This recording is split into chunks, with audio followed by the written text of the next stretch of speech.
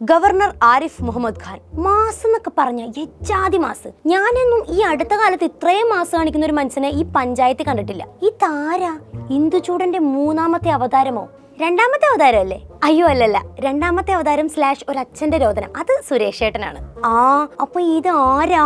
SFIക്കാര് കാല് കുത്തിക്കൂല എന്ന് പറഞ്ഞ ക്യാമ്പസിലേക്ക് Z+ കാറ്റഗറി സുരക്ഷയില്, പൈലറ്റ് വാഹനങ്ങളുടെ അകമ്പടിയില്, സാധാരണ ഉള്ളതിലും കൂടുതൽ പോലീസിനാൽ ചുറ്റപ്പെട്ട്, ചുരുക്കി പറഞ്ഞ നമ്മൾ ഈ പലചരക്ക് പിടിയെന്നൊക്കെ കോഴിമുട്ട പൊതിഞ്ഞുകൊണ്ട് വരൂലേ, അന്ത ലെവൽ പ്രൊട്ടക്ഷനിൽ ക്യാമ്പസിന്റെ ഉള്ളിലോട്ടൊരു വരവാണ്. ഹൗ മാപ്രവേഴ്സിലേക്ക് എല്ലാവർക്കും സ്വാഗതം.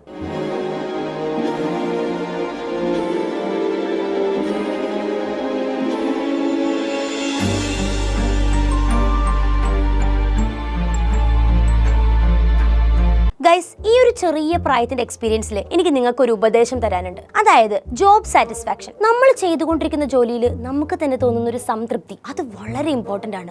ഇപ്പൊ തന്നെ നമ്മുടെ ശ്രീ ആരിഫ് മുഹമ്മദ് സാറിന്റെ കാര്യം തന്നെ എടുത്തു നോക്കൂ. 2004 ലോക്സഭാ ഇലക്ഷനിൽ BJPക്ക് വേണ്ടി മത്സരിച്ച് 8 നിലയിൽ പൊട്ടിയ ശേഷം സജീവ രാഷ്ട്രീയം വിട്ട് കൂളായിട്ടിരുന്ന മനുഷ്യനാണ്. എന്തൊരു മനസ്സമാധാനം ഉണ്ടായി കാണും. മോദിജിയെ പൊക്കി വല്ലപ്പോഴും 4 FB പോസ്റ്റ്. കാവി കണ്ണിന് കുളിർമയേകുന്ന നിറമാണ് എന്ന് പറയുന്ന പോലെയുള്ള ഇൻഫോർമേറ്റീവായ 3-4 വാട്സ്ആപ്പ് ഫോർവേഡുകൾ, പിന്നെ ഇഷ്ടംപോലെ BJP അനുകൂല നിലപാടുകൾ, ബോറടിച്ചാൽ കാണാൻ ഗോദി മീഡിയയുടെ അന്തിച്ചർച്ചകൾ. അങ്ങനെ ഒരു ഹാപ്പി ലൈഫിൽ റെസ്റ്റ് എടുക്കേണ്ട ആളായിരുന്നു. അപ്പോഴാണ് BJPയുടെ വക നമുക്ക് കക്ഷി രാഷ്ട്രീയം ഇല്ലാത്ത ഒരാളെ ഗവർണറായി വേണം, ആരിഫ് ജി ആണെങ്കിൽ ഇപ്പൊ സജീവ രാഷ്ട്രീയത്തിൽ ഇല്ല, നിങ്ങളൊന്ന് വന്ന് ഗവർണറായി ഇരുന്നാ മതി എന്നൊക്കെ പറഞ്ഞ് വളച്ചെടുത്ത് ആ പാവത്തിന് 8ന്റെ പണി കൊടുത്തത്. എന്നിട്ട് കൊണ്ടാക്കിയത് എവിടെയാ? കേരളത്തില്. ബെസ്റ്റ്. പുള്ളിക്കാണെങ്കിൽ എന്താണെന്നറിഞ്ഞൂടാ, കേരളത്തിനെ കണ്ണെടുത്താ കണ്ടൂടാ. പുള്ളി വാ തുറക്കുന്നത് എന്തോ ചവയ്ക്കാനും പിന്നെ കേരളത്തിലെ സർക്കാരിനെയും കേരളത്തിലെ മനുഷ്യന്മാരെയും പറ്റി കുറ്റം പറയാൻ വേണ്ടി മാത്രമാണ്. ഞാൻ ഒരാളെ പറ്റി കുന്നായ്മ പറയുമെന്ന് വിചാരിക്കരുത്, പക്ഷെ എജാതി അമ്മായ്മ പോര്. കാര്യം ഈ ഗവർണർമാർക്ക് കേന്ദ്ര സംസ്ഥാന സർക്കാരുകളോട് ഒരു പ്രത്യേക താല്പര്യം പാടില്ല, അവർ രാഷ്ട്രീയക്കാരല്ല എന്നൊക്കെയാണ് വെപ്പ്. ബട്ട് നമ്മുടെ ആരിഫ് ജി സ്വല്പം റിബല്ലാണെന്നുള്ള കാര്യം നിങ്ങൾക്ക് അറിയാലോ. കാര്യം പുള്ളിക്ക് ജോബ് സാറ്റിസ്ഫാക്ഷൻ ഇല്ലെങ്കിലും പുള്ളിയുടെ പെർഫോമൻസിൽ അങ്ങ് കേന്ദ്രത്തിലിരിക്കുന്നവർക്ക് നല്ല സാറ്റിസ്ഫാക്ഷനാ. എന്തിനു പറയാൻ, ഇവിടുത്തെ പല മിത്രങ്ങളും തല കുത്തി നിന്നിട്ടും നടത്താൻ പറ്റാത്ത കുത്തിത്തിരിപ്പ് നമ്മുടെ ഗവർണറെ കൊണ്ട് നടത്തി കിട്ടുന്നുണ്ട്.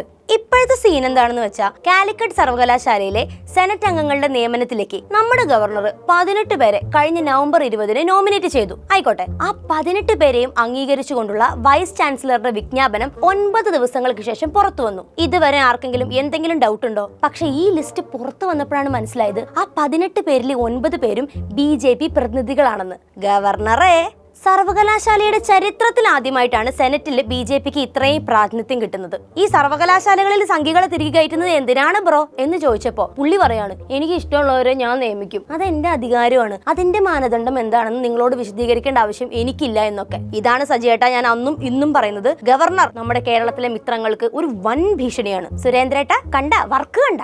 എന്തായാലും ഇതൊക്കെ കണ്ടും കേട്ടും മിണ്ടാതിരിക്കാൻ വയ്യ എന്നതുകൊണ്ടാവണം സർവകലാശാലകളുടെ ചാൻസലർ കൂടിയായ ഗവർണറെ ക്യാമ്പസിൽ പ്രവേശിപ്പിക്കാൻ അനുവദിക്കില്ലെന്ന് SFI സംസ്ഥാന സെക്രട്ടറി PM മാർഷോ പറഞ്ഞതും SFI ഗവർണറുടെ സംഘപരിവാർ താല്പര്യങ്ങൾക്കെതിരെ സമരം ചെയ്യാൻ തീരുമാനിച്ചതും. ആഹാ, എന്നെ നീയൊന്നും ക്യാമ്പസിൽ കയറ്റൂലേ, അങ്ങനെയാണെങ്കിൽ ഞാൻ ക്യാമ്പസിന്റെ ഉള്ളിൽ കയറിയിട്ടേ അടങ്ങൂ എന്നും പറഞ്ഞ് പുള്ളി ഒരു പുറപ്പെടലായിരുന്നു.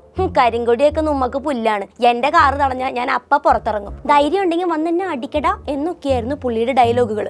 SFIക്കാരെ പേടിക്കാൻ എനിക്ക് പ്രായം 5 അല്ല എന്നൊക്കെ. Are you sure? കാരണം Arif ji, to be very frank, സാധാരണഗതിയിൽ ഈ പ്രതിഷേധത്തിന് സാധ്യതയുള്ള സ്ഥലത്ത് നിങ്ങൾ നെഞ്ചും വിരിച്ചു പോയിന്നും വെല്ലുവിളി നേരിട്ടു എന്നൊക്കെ വാർത്താ ചാനലുകൾ റിപ്പോർട്ട് ചെയ്യും എന്നും കരുതി നിങ്ങൾ ഇരിക്കുന്ന പൊസിഷനെ റെസ്പെക്ട് ചെയ്യാൻ നിങ്ങൾക്ക് തന്നെ പറ്റണ്ടേ? അതോ ഇനി പ്രൊട്ടസ്റ്റ് ചെയ്യുന്നവരെ കൂടുതൽ പ്രൊവോക്ക് ചെയ്ത് സർക്കാർ എനിക്ക് തരേണ്ട സുരക്ഷയിൽ വീഴ്ച വരുത്തി എന്നൊക്കെ മുകളിൽ പോയി കംപ്ലൈന്റ് ചെയ്യാനുള്ള മൂവ് ആണോ?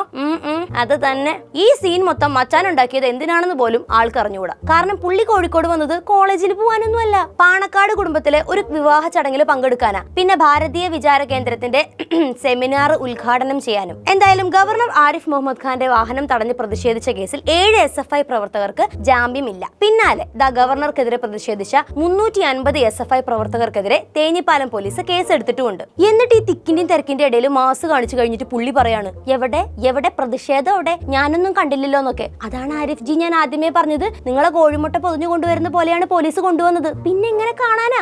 ആരിഫ് ജി അസ്വസ്ഥനാണ്. പുള്ളിയുടെ മുഖം കണ്ടാൽ അറിയാം ആൾക്ക് ഇവിടെ തീരെ ഇഷ്ടപ്പെട്ടിട്ടില്ല. പുള്ളിക്ക് സംഘപരിവാറിനെ പിന്താങ്ങണം, മാധ്യമങ്ങളോട് കയർക്കണം, പിന്നെ രാജ്യത്ത് ഹിന്ദു മൗലികവാദത്തിന്റെ പേരിൽ ജനദ്രോഹ നടപടികൾ സ്വീകരിക്കുന്ന വിഷയങ്ങളിലൊക്കെ ഒരു സേഫായ മൗനം പാലിക്കണം. അങ്ങനെ കേന്ദ്ര സർക്കാരിന്റെ ഒരു കാര്യസ്ഥനായി അങ്ങ് സുഖിക്കണം. ഗവർണർ ആരിഫ് മുഹമ്മദ് ഖാന്റെ ഇത്തരം മാസ് സീനുകളെ കുറിച്ചുള്ള നിങ്ങളുടെ കമന്റ്സ് കമന്റ് ബോക്സിൽ രേഖപ്പെടുത്തണം. നല്ല കിടിലൻ 4 കമന്റ്സ് നമുക്ക് അടുത്ത എപ്പിസോഡിൽ വായിച്ച് ചിരിക്കാം. അപ്പോൾ ഓക്കെ, ബൈ.